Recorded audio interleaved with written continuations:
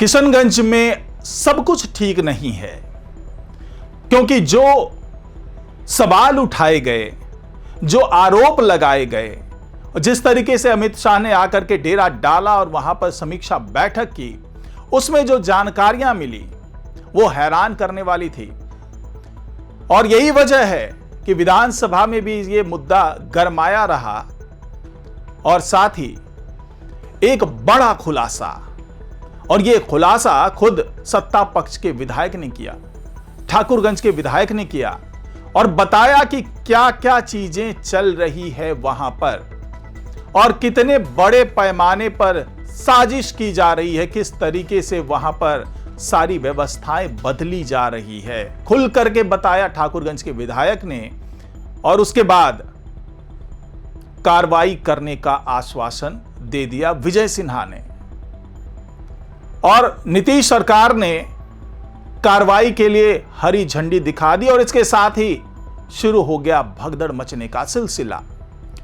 किशनगंज में जब से यह भनक पहुंची कि ऐसा कुछ होने जा रहा है, तब से वहां पर अब भगदड़ का आलम है। लेकिन जो भी देशद्रोही होंगे, जो राष्ट्रद्रोही होंगे, उन पर कार्रवाई तो तय है।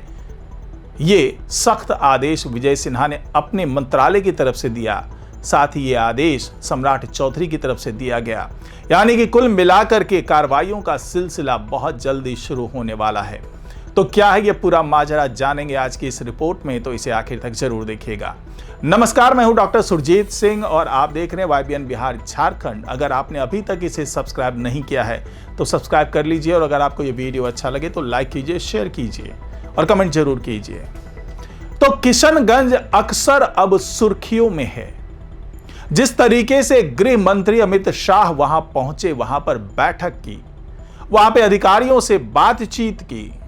DM से लेकर के SP, तमाम बड़े अधिकारी, SSB के अधिकारी, IB के अधिकारी, सभी लोगों से बातचीत करके जिस नतीजे पर पहुंचे अमित शाह, वो चौंकाने वाला तो था ही। घुसपैठियों के खिलाफ कार्रवाई करने का आदेश भी दे दिया, अवैध निर्माण को तोड़ने का आदेश भी दे दिया। लेकिन इस बीच कुछ और भी ऐसी साजिश है जो वहां पर हो रही है, पनप रही है, और उससे खुद विजय सिन्हा जैसे सीनियर जो मंत्री हैं, डिप्टी CM है, वो भी अनजान थे। यह अलग बात है कि जब यह मुद्दा उठा तो पता चला कि कई सदस्य ऐसे थे विधानसभा में, यानी कि कई विधायक ऐसे थे जिनको इस साजिश के बारे में मालूमात थी, पता थी, और उसके बाद फिर विजय सिन्हा को आदेश देना पड़ा कि अगर इतने बड़े पैमाने पर यह साजिश चल रही है तो कार्रवाई भी होगी और इसके लिए एक विशेष समिति भी गठित की जाएगी। तो समझिए कि आखिरकार ये इतनी बड़ी साजिश चल रही है और विजय सिन्हा को पता ही नहीं है। तो ठाकुरगंज से जो विधायक है नीरज अग्रवाल, उन्होंने साफ साफ कहा कि ये जो पूरा मामला है, ये कोई छोटा मोटा मामला नहीं है, क्योंकि ये पूरे सुनियोजित तरीके से चीजें चल रही है।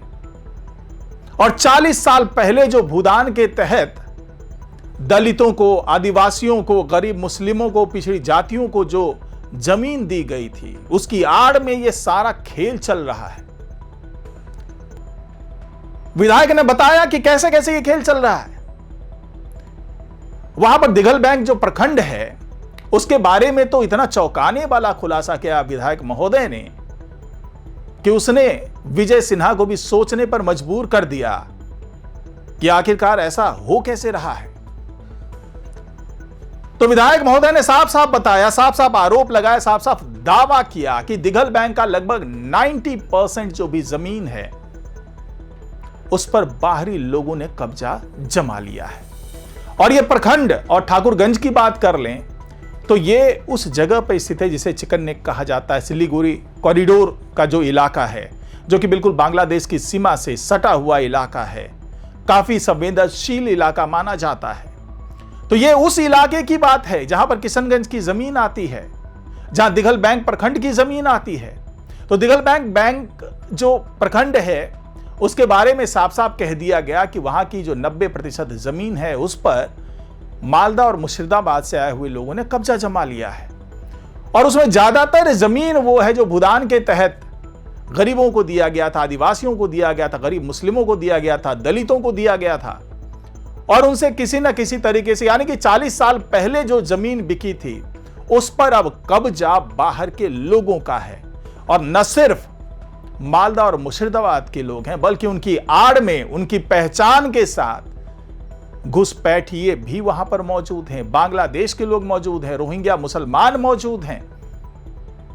और यह सारा खेल चल रहा है प्रशासन की नाक के नीचे। काफी अवैध तरीके से यह चल तो रहा है, लेकिन इसमें मिली भगत अगर राजस्व विभाग के अधिकारियों की कहें, अगर भूमि सुधार विभाग के लोगों की कहे, तो उससे इनकार नहीं किया जा सकता, उसको मना नहीं किया जा सकता।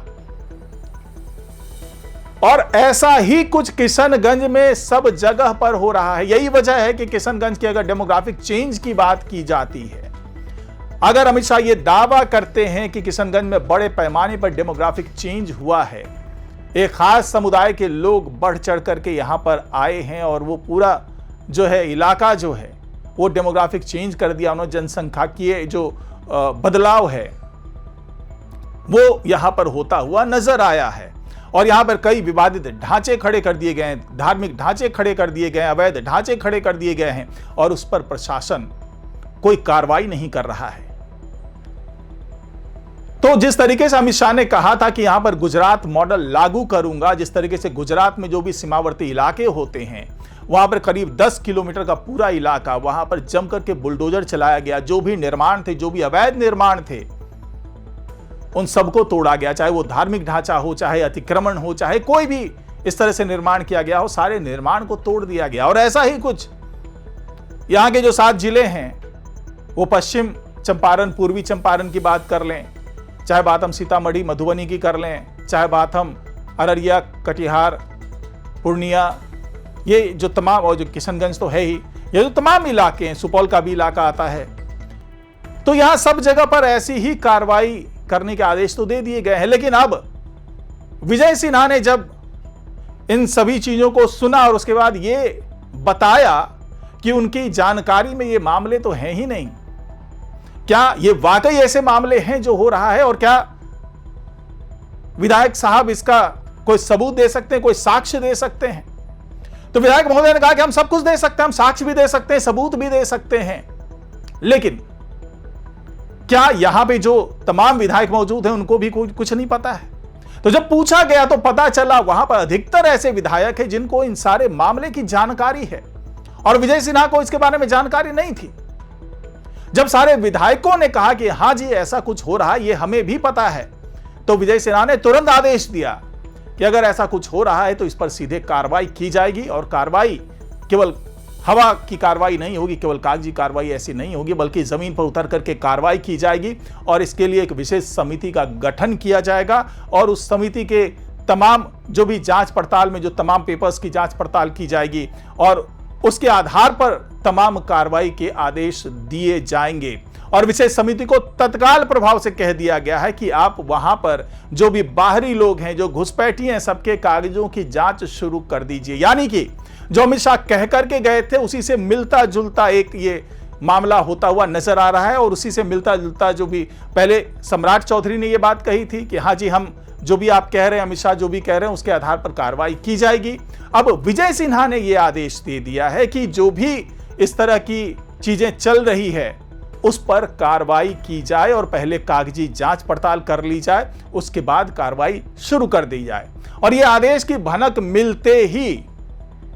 पूरे किशनगंज में तहलका मच गया, भगदड़ मच गई। खास करके ठाकुरगंज, जो दिघल बैंक है वो वाला इलाका, वहां पर अब लोग कागज जुटाने में जुट गए हैं,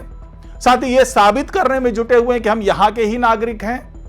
हमने कानूनी तरीके से जमीन खरीदी है, किसी तरीके से अवैध अतिक्रमण नहीं किया है, किसी तरह से बहला फुसला करके जमीन पर कब्जा नहीं किया है, सारी जो कार्रवाई है, लिखित कार्रवाई, सब